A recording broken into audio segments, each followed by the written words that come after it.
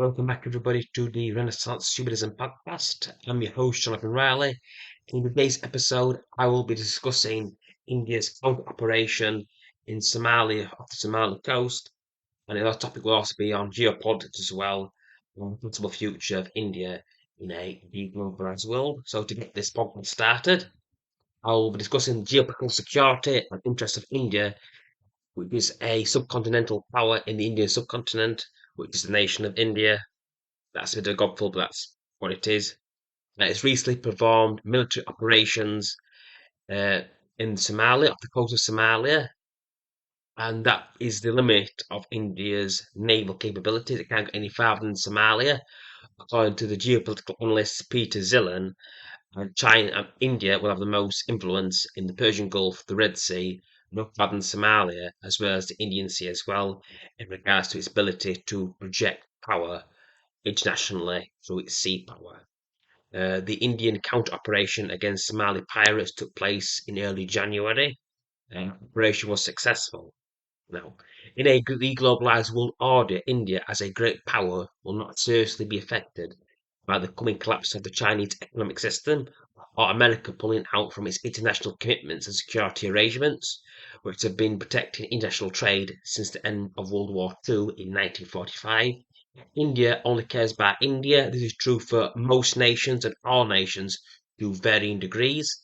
For India during the Cold War period from 1945 to 1989, the Indians supported the Soviet Union over the United States of America.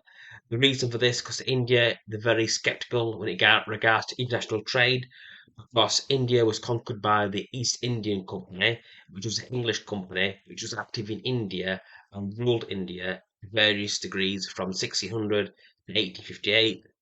Started off with just trading with India, then slowly taking more and more territory from India. So, in essence, in the modern context, we can compare it to McDonald's conquering India. That's why Indians very suspicious about foreign companies, about foreign nations as well interfering in India. Also, India was conquered by the Mughals in 1526. So from 1526 until India gained its independence after World War II, they're very skeptical of foreigners, foreign interests, and just part of the Indian political system as well.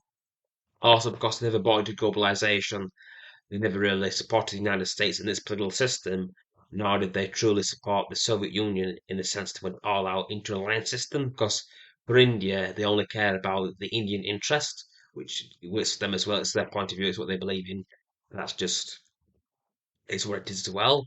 Now, because India is not connected to the global system like other nations, in a deglobalized world, India will be fine. India has an internal market which can sell goods and services to at 1.5 billion. So again, with a big enough internal market, they've got a healthy enough demographics, at least for the next 30, 40 years.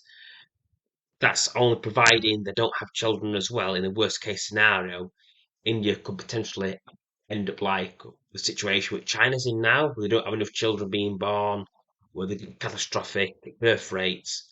Again, for India, at the moment, it's below replacement levels, but that's just recently.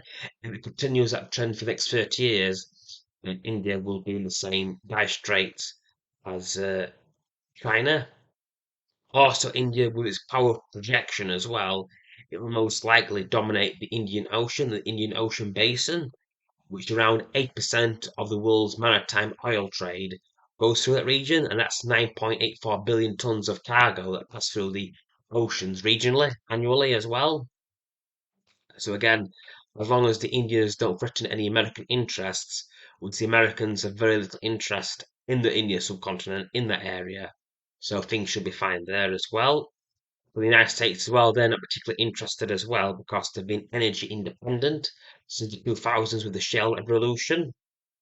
Also, the United States of America have been voting in candidates that are increasingly isolationists, disinterested in foreign trade, disinterested in America's security commitments since 1945, and the alliance system America built to win the Cold War. So, if the United States are interested, India will pretty much be free to do whichever they like, as long as they don't interfere with any American interests, which there are not many in that region as well. And that pretty much covers today's episode. Thank you for listening. I will leave my writing link in the comment section. Please take care. Peace out.